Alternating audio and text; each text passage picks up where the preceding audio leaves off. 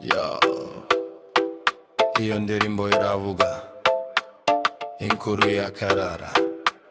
Akarara umwana w'umukobwa w'imikoira, aseka kumanywa nijoro akayoba mu nzira. Izina riye mu mihanda riravugwa cyane, rubanda ikamureba iti yesaza bivamo ate.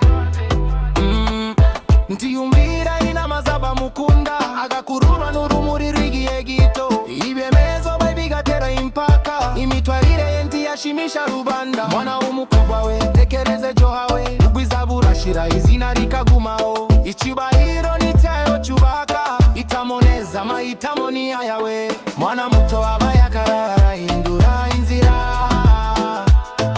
Imitwarire yawe irababaza benshi.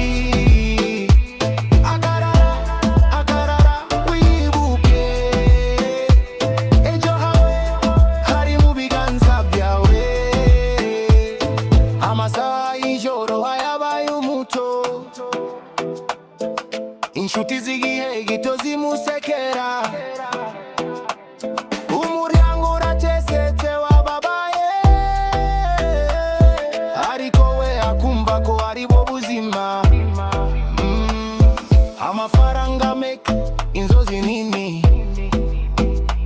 icyamamare cy'akanya kikamushuka. Uyu munsi niwe uvugwa, ejo bikayoyoka. Ubuzima bugasaba ubwenge n'ubwitonzi. Mwana muto wabaye akarara, hindura inzira. Imitwarire yawe irababaza benshi.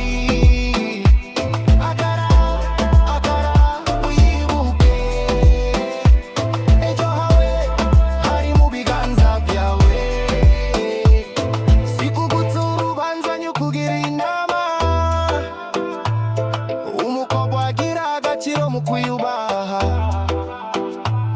Isi irareba amagambo aravuga, mbaye isomo riza sinkurumbi.